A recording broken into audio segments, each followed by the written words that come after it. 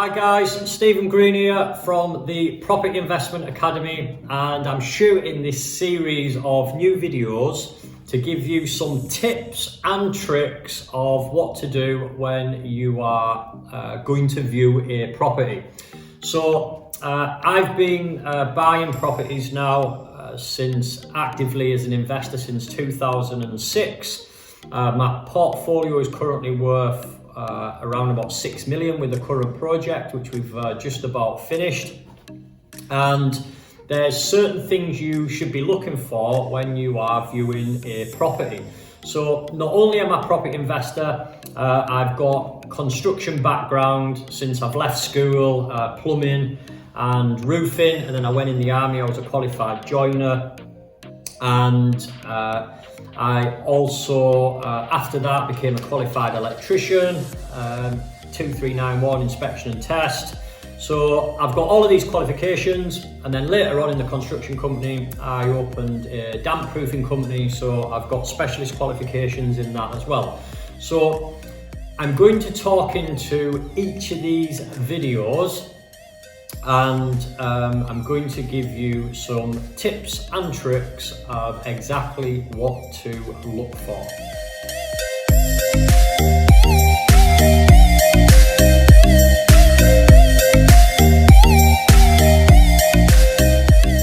Welcome back to video number 8, and in this video I'm going to be talking about electrics. Now, electrics in a property are mega important, that you know what you're looking for. This is where the bill can start running up literally into the thousands. So a rewire on probably a small 2-bedroom house, you're going to be looking at a couple of grand. Rule of thumb is 2-bedroom, 2 grand, 3-bedroom, 3 grand, 4-bedroom, 4 grand. Might not be particularly exactly in that scale, but it's a rule of thumb that's used, which will give you a general idea of what to expect to pay if you are needing a rewire. So look at the fuse board and see what type of board it is. Again, a rule of thumb, if it's a 60 amp fuse, 60s, 80 amp fuse, 80s, and it's sort of 2000 and above, then it'll generally be a 100 amp fuse. You can tell if it's on the latest wiring, if it's got the brown and the blue wires. If it's on the older type, it was black and red. So looking out for those key things.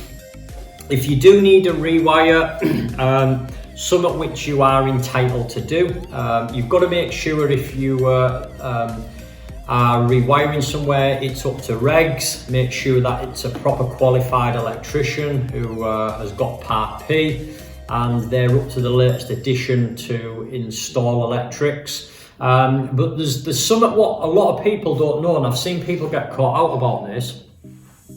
In the on-site guide, it actually states that you are allowed to leave sockets at a height as long as they're no less accessible than what they were. So for new regs, obviously sockets have come, light switches have come down in height for access to wheelchair users, and sockets have come up in height. So again, they're not having to bend too far down. Now, I would always say, wherever possible, go to the new regs, because you're making the house more user-friendly if you do have somebody who's in a wheelchair, for example. Now, sometimes if you are doing maybe an older type house, you might have a client who doesn't want to have things to the new regs, or maybe it means you've got to start ruining certain decorations rather than leaving them in the where they were. So you are actually allowed, and not a lot of electricians miss out on this trick as well, you are actually allowed to leave the sockets and switches at the original heights that they were, as long as they are no less accessible than what they originally were.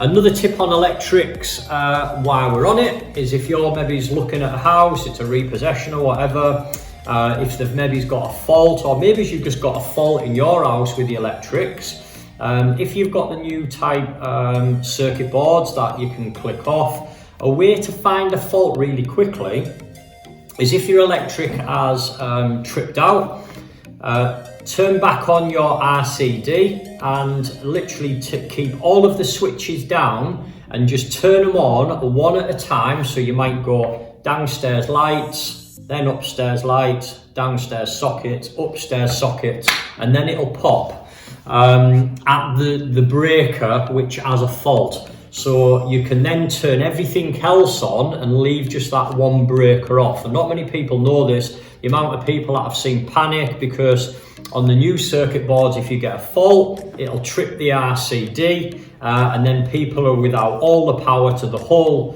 potentially the whole house if it's only got one RCD. They've lost all the sockets, all the light, when it might just be one particular fault. So you can turn the RCD back on, turn all your breakers off, and just slowly turn them on until it actually pops, and then you know where the fault is. Now let's say that's a fault on upstairs sockets. So you can now turn the rest of the house on, and you know that the only one you need to leave off until you speak to an electrician is the upstairs socket.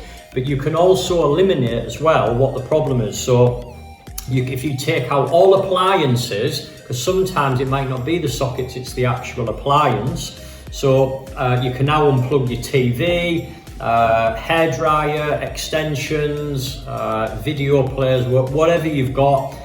Take everything out, put that breaker back on to see if it now doesn't trip out. If it doesn't trip out, start plugging things in one at a time, and you'll find out what the faulty appliance is. So that's what to look out for if it's you're going into a property, you're looking for electrics, is look for that fuse board. Is it on the old wiring or the new wiring? And if you've got a fault, that's a way to eliminate the process and find out exactly what the fault is. So if you've got benefit from this video, please like it, please share it, please subscribe. That way you will get more of these videos, and I'll see you back on the next one. Thank you, Stephen.